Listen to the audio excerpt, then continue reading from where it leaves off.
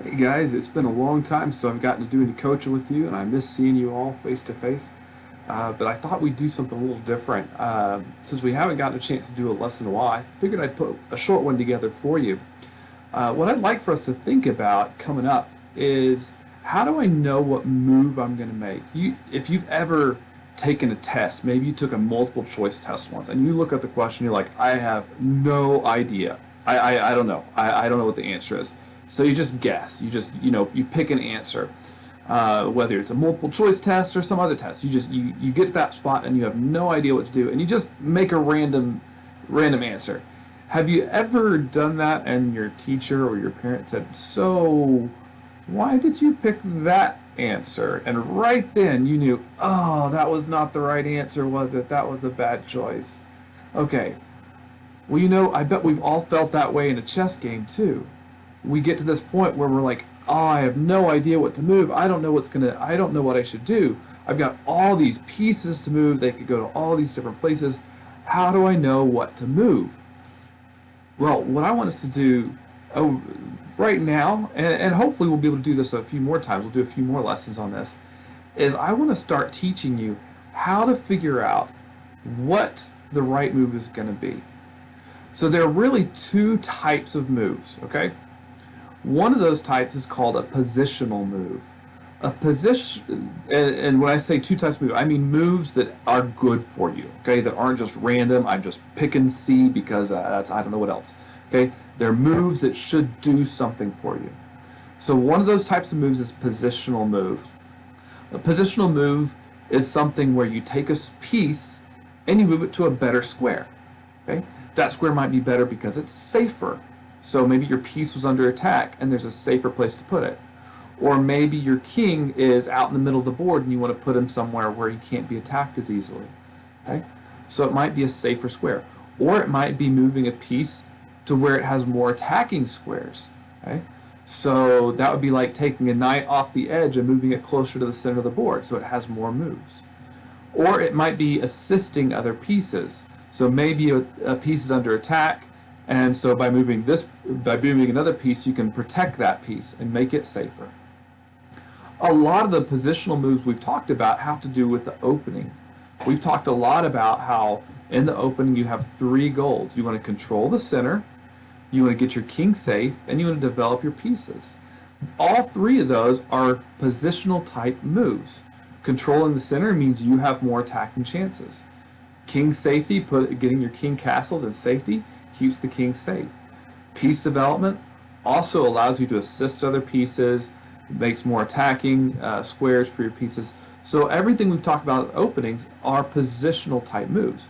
There are a lot of other positional type moves that we haven't talked about, like outposts or pawn chains. But before we get into that, I want to talk about the other type of move, and that's tactical. Okay? And we've talked a little bit about tactical moves. There are two types of tactical moves. One is a tactical move that either leads to checkmate or threatens checkmate. And so you know a few of these, like the back rank mate. When the king is stuck behind his pawns, you know that a tactical move would be to take a rook or a queen and put it down on that same rank, and now the king is stuck and is in checkmate. Or the lawnmower, where you used two rooks, or a rook and a queen, to roll the king down the board to checkmate him. Or the kiss of death, where the queen is right next to the king, but the queen is supported by another piece. So those are kinds of tactical moves where it leads to checkmates. Other types of tactical moves are those that lead to a gain of material. So it gives you some advantage. So positional moves improve where a piece is. Tactical move gains an advantage. It capitalizes on some mistake your opponent has made, and it gets you an advantage either by getting checkmate or getting more material. And most of the tactics we've talked about are either those three checkmates or forks and pins and skewers and maybe some revealed attacks. Now, if you really want to become a sneaky chess player, someone that wins a lot, and someone that that takes over the game really quickly, you want to learn tactical chess. Now, if you want to be a master player, you have to know tactical and positional chess. But it starts with tactical chess. The best way to improve your tactical chess is by studying tactics. That means doing puzzles on chess kits or learning different checkmate patterns. And so that's what I want us to do is I want us to look at a new checkmate pattern and see how it might show up in a game. Okay? So we're going to flip over to chess.com here. And I've set up this board right here. Right here we have white has a queen and 2 pawns, and black has just a rook and a bishop. But the idea is we want to find a checkmate. Well, notice the king is already stuck and can't move, and it's black's turn to move. Well, that bishop is supporting the checking square that the rook can move to. So a move like this is checkmate. All right? So this sort of motif where you've got the king kind of trapped in on one side can really come in handy, especially if you've got the bishop on the diagonal cutting off the king moving forward and supporting where the rook or queen can come in and checkmate. So let's take a look at how that might show up in a game. Okay, here we have the situation where the king has been castled safely over here. White is trying to put together some sort of attack, even has an attack on this hanging knight over here, but it's black's turn. Now, thinking about that motif, notice we've got the king, the 2 pawns in a diagonal, and a rook blocking the king's escape. And we have the black bishop on the long diagonal. So if we can get a piece, a queen or a rook, to this square h1, then we can win the game. Okay? But it starts by recognizing this little motif, this little structure. Okay? The 2 pawns and the piece blocking the escape of the king, and the bishop on the diagonal. Now you might want to pause and see if you can figure out what are the correct moves to finish this game. And remember, it's black's turn to move first. Hopefully you see that what we need to do is we need to get rid of this h2 pawn. If we can get rid of this h2 pawn, maybe we can sneak a rook back there. So that would start by sacrificing the queen. Now the king is in check. The king has to take the queen. But now we can bring a rook over. With the rook in position, the king's in check again. The king has to retreat back to that same square he started on.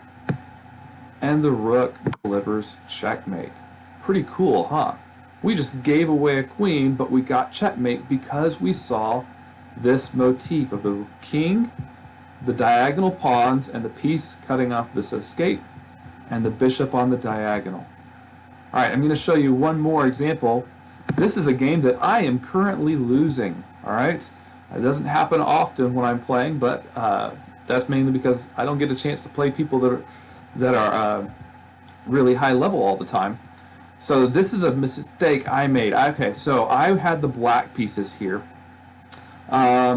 This game wasn't going so well for me anyways, but I made the mistake right here. I played this move too fast. I should have thought about it, but I propped my rook right back here.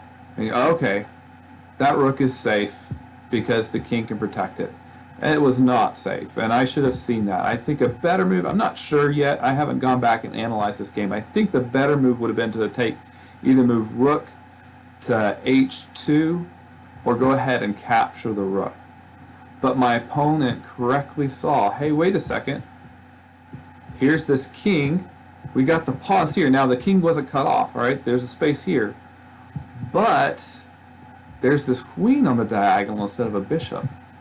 So if you can get the queen in here, it's a very similar sort of pattern. And so what do you think my opponent did on the next move? Took my rook. I'm going to go to analysis mode to see what would happen. If I take the king, the rook here, then his rook gets to come over, put me in check, just like what we saw in the last time.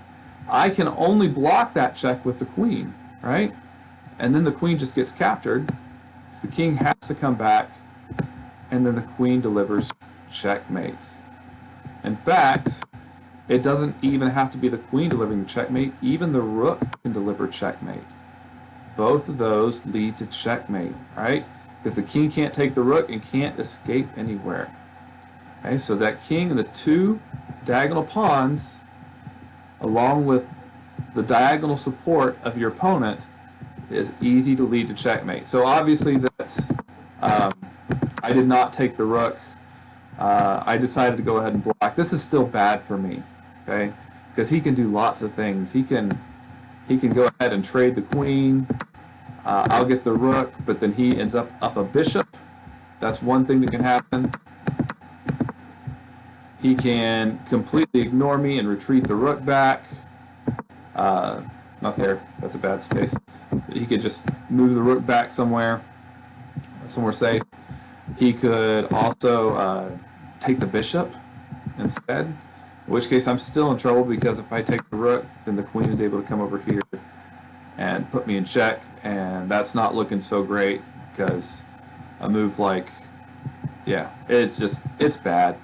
So I'm doing bad in this game, but it all comes from him recognizing that motif with the king and the two diagonal pawns, with the cross diagonal being attacked by a queen or a bishop, and rooks able to move over to get into that space.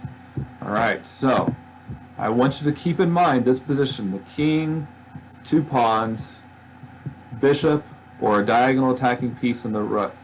So if you see that motif in a game, you should start thinking, okay, how can I use that? How can I find checkmate? Right? And that might help you find new moves that you might not have thought of before, like throwing away a queen just to get the checkmate.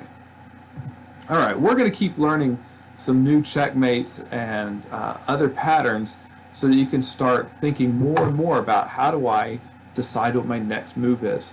But the more checkmates you know, the more tactics, the more patterns you know, the easier it's going to be to say, okay, this is what my next move is going to be.